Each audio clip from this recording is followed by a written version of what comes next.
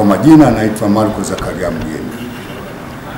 Nilikuwa mwenyekiti wa kamati ya maandalizi ya send-off ya binti wa Chifu Emmanuel Mbeyela ambayo imefanyika tarehe 21 ya mwezi wa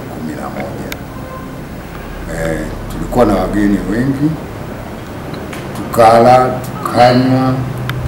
Kwa hiyo mara baada ya kumaliza hayo yote, Jumapili saa 10 tukalazimika kuvunja kamati na kufanya tathmini. Yale mabaki ambayo yalikuwa yamebaki tukamkabidhi mzazi.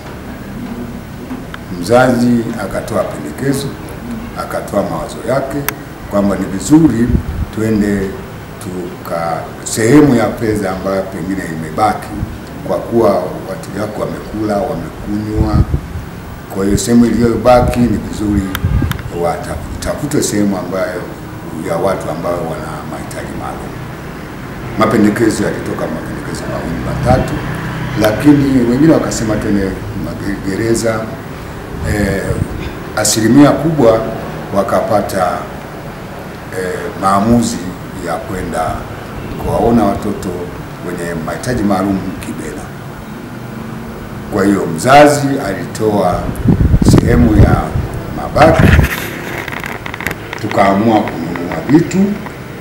Kwa hiyo tukanunua maharage kilo 200, tumenunua sukari kilo 50, tukanunua pampers zile zamani ya 2,500, pia tukanunua mafuta ya kupaka, tukanunua sabuni ya unga mfuko moja na boksi la sabuni ya vipande.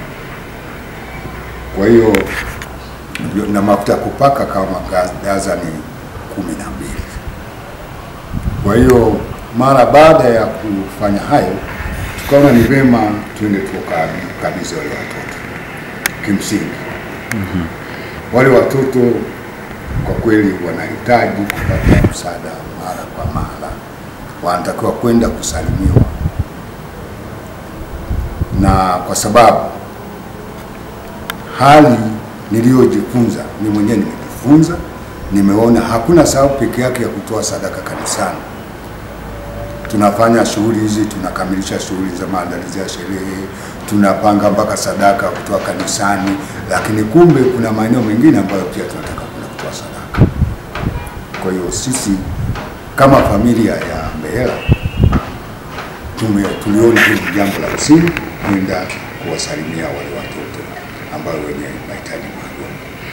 Sawa. Wito wangu kwa watu wa Njombe, tunapokuwa tumepata nafasi, tunapokuwa tumefanya jambo lolote, tunatakiwa kwenda kuwasalimia wale watoto, kwa sababu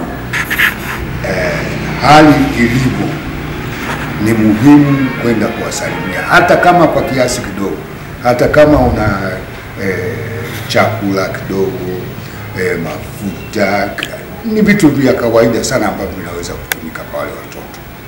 Kimsingi wana mahitaji muhimu sana sana. Wale watoto si kweli kwamba hawana akili. Wale watoto wana akili, wana walimu wao wazuri ambao wanaweza kuwafundisha, na wana watu wao ambao wanaweza kuwalea. Kwa kweli nimefarijika kuwaona, na watu wa Njombe, wito wangu nazidi kusisitiza, tuwe wepesi kwenda kuwasalimia watu wa namna hiyo.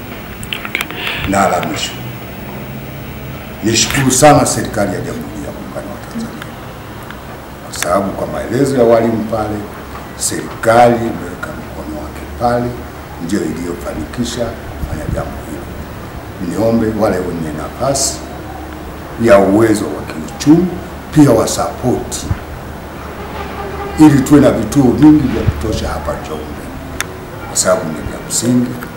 Nilipouliza walimu pale wakasema wana watoto pale wasiopungua 70. Kwa hiyo na Njombe yetu ni kubwa, ni vizuri wazazi wenye watoto kama wale wasiwafiche majumbani, wapelekwe maeneo yale ili waweze kulelewa ipasavyo.